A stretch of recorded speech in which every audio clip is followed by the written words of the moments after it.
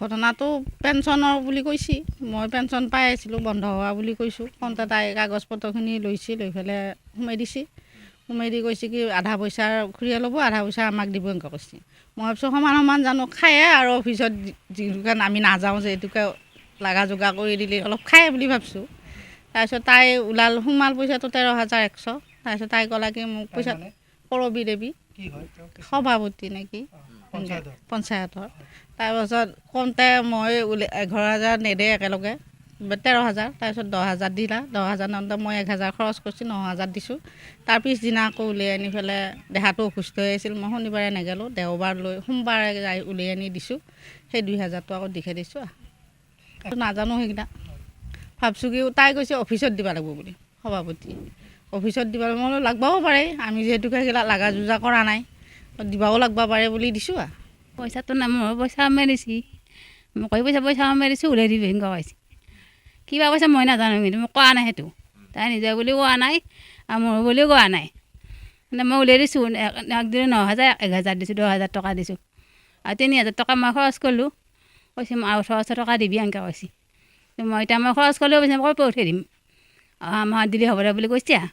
পৰহি ফোন কৰিছে গধূলা, খুৰীদেউ ভালে আছে নে? আছোঁ। খুৰীদেউ যে পইচা এটা সোমাই দিছে কাকো নকবি আকৌ এনেকৈ কৈছে। আমাৰ এইখিনি জানেই আৰু বেলেগে জানিবা হাক দিবি এনেকৈ কৈছে। তাৰপিছত অলপ আধা ঘণ্টামান পিছতে বিউটি বনাই আহি পাইছে। মই সুধছি কথাখিনি মই কৈছোঁ মই 10,000 টকা নিয়া বুলি কৈছোঁ। এই কৰবী দেৱীয়ে সভানেত্ৰী, এই আমাৰ ইয়াৰ পঞ্চায়তৰে। গম পাইছোঁ এতিয়াই গমখিনি পৰহিয়ে গম পাইছোঁ বিউটি বনাই আহোঁতে।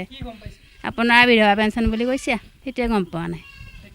এই মানুহে জিকাইছিলোঁ এনেকুৱা কাম ক'বা, মইতো নাজানো, আমি দুখীয়া মানুহ। তাৰপিছত অতিকে দুৰ্ভাগ্যজনক, আমাৰ বেয়া লাগিছে, কাৰণ নিজদাহীৰ বাসিন্দা হয় আৰু তেওঁ নিজদাহী এটা খণ্ডৰে তেওঁ মেম্বাৰ আছিলে, মেম্বাৰৰ পৰা সভাপতি চিলেক্ট হৈছে, যিহেতু এইবাৰ সভাপতি দায়িত্ব তেওঁ লৈছে। আৰু এই ক্ষেত্ৰত আমি বহুখিনিয়ে কষ্ট কৰিছিলোঁ। নিজদাহীৰ যিহেতু এজন শিক্ষিত মহিলা, গতিকে তেওঁক যিহেতু সভাপতি পাতিব পাৰি, তেতিয়াহ'লে আমাৰ দাহী অঞ্চলটো আগবাঢ়ি যাব। এই ক্ষেত্ৰত আমি যথেষ্টখিনি মানে ইয়াৰ লগত জড়িত হৈছিলোঁ, এই নিৰ্বাচনটোৰ লগত জড়িত হৈছিলোঁ। আৰু ভবা নাছিলোঁ যে বাইদেৱে এনেকুৱা এটা কাম কৰিব বুলি ভবাই নাছিলোঁ, একেবাৰে ভবা নাছিলোঁ। আৰু সেই ঘৰখন বহুত ভাল ঘৰ, আমি সৰুৰ পৰাই লোক পাইছোঁ, সেই ঘৰখন বহুত ভাল ঘৰ আৰু সিহঁতৰ পৰিয়ালখিনিও বহুত ভাল। কিন্তু বাইদেৱে যে এনেকুৱা এটা কাম কৰিব বুলি আমি সপোনতো ভবা নাছিলোঁ। আৰু সেইবাবে তেওঁক আমি আমাৰ গাঁৱৰ ফালৰ পৰা তেওঁক এই নিৰ্বাচন কৰিছিলোঁ যে তেওঁ খেলিলে হয়তো আমাৰ এই অঞ্চলটো আগবাঢ়ি যাব। তাৰপিছত খেলাৰ পিছত তেওঁ প্ৰথম কেইদিন আজিনো কেইদিন হ'ল, বেছিদিন নহ'লে তেওঁ এই কামটো কৰি দিলে। প্ৰথমতে কি কৰিলে, আৰু তাৰ লগত এইটো কথা ক'ব লাগিব, তেওঁৰ লগত এটা পঞ্চায়তৰ কৰ্মচাৰী ৰাহুল আলী বুলি নাম, সেই ৰাহুল আলীৰ লগত মিলি এই কামটো কৰিছে। এইটো খাটাং, কাৰণ কিয় ৰাহুল আলীয়ে যিহেতু একাউণ্টেঞ্চৰ কাম কৰে আৰু তেওঁ এই পইচাটো উলিওৱাৰ ক্ষেত্ৰত সহায় কৰিছে।